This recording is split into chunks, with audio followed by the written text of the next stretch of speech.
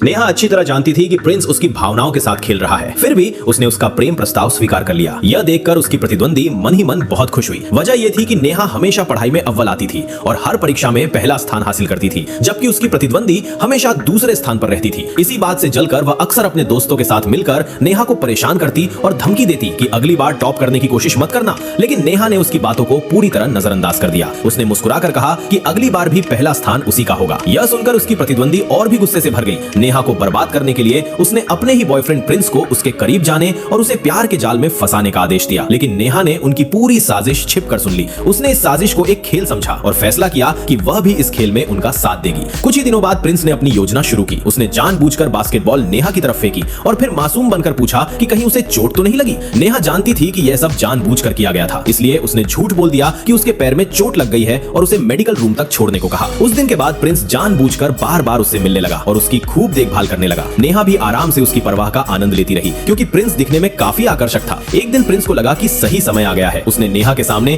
अपने प्यार का इजहार कर दिया। नेहा ने उसका प्रस्ताव स्वीकार कर लिया, क्योंकि वह पहले ही तय कर चुकी थी कि इस पूरे खेल को आखिर तक निभाएगी। रिश्ते की शुरुआत के बाद प्रिंस उसे अक्सर गेम खेलने के लिए इंटरनेट कैफे ले जाने लगा, लेकिन उसने देखा कि नेहा शोर शराबे के बीच भी पूरी लगन से पढ़ाई करती रहती थी। गुस्से में आकर प्रिंस ने नेहा की टेस्ट कॉपियां फेंक दी और कहा कि पढ़ाई छोड़कर उसके साथ समय बिताए। नेहा ने हामी भर दी, लेकिन एक शर्त रखी। उसने कहा कि बदले में प्रिंस को उसे किस करना होगा। प्रिंस झिझकने लगा। यह देखकर नेहा मुड़कर जाने लगी। तभी प्रिंस ने तुरंत उसका हाथ पकड़कर उसे रोक लिया। कुछ दिनों बाद परीक्षा के नतीजे घोषित हुए। इस बार नेहा की प्रतिद्वंदी पहले स्थान पर आ गई। क्लास टीचर ने सबके सामने नेहा को कम अंक आने पर डांटा और उसकी लगातार गैर हाजिरी को इसका कारण बताया। क्लास के सभी छात्र फुसफुसाने लगे कि प्रिंस ने नेहा का भविष्य बर्बाद कर दिया है। यह देखकर प्रतिद्वंदी बेहद खुश हुई। उसे लगा कि उसकी योजना पूरी तरह सफल हो गई, लेकिन सच तो यह था कि नेहा ने जानबूझकर कम अंक हासिल किए थे। वह प्रिंस को ही हथियार बनाकर अपनी प्रतिद्वंदी से बदला लेना चाहती थी। स्कूल के बाद नेहा ने प्रिंस को अपना जन्मदिन साथ मनाने के लिए बुलाया। उसकी योजना थी कि प्रिंस सचमुच उससे प्यार करने लगे और उसकी प्रतिद्वंदी बेचैन हो जाए। रोज रोज साथ रहने के कारण प्रिंस धीरे धीरे अपनी असली गर्लफ्रेंड को भूल गया। अब वह सच में नेहा से प्यार करने लगा था। प्रतिद्वंदी ने दोनों के बीच बदलते रिश्ते को महसूस कर लिया। वह नेहा को प्रिंस से दूर रहने की चेतावनी देना चाहती थी, लेकिन उसे डर था कि अगर नेहा फिर से पढ़ाई पर ध्यान देने लगी तो अगली परीक्षा में दोबारा पहला स्थान हासिल कर लेगी। इसलिए वह चुपचाप वहां से चली गई। एक दिन नेहा स्कूल नहीं आई। मौका देखकर प्रतिद्वंदी प्रिंस के करीब जाने की कोशिश करने लगी, लेकिन प्रिंस अनजाने में उससे दूरी बनाने लगा, क्योंकि पहले जब भी वह किसी दूसरी लड़की के करीब जाता था तब नेहा पूरी तरह पढ़ाई में डूब जाती थी। धीरे धीरे उसे दूसरी लड़कियों से मिलना ही अच्छा नहीं लगने लगा। यह देखकर प्रतिद्वंदी गुस्से से भर उठी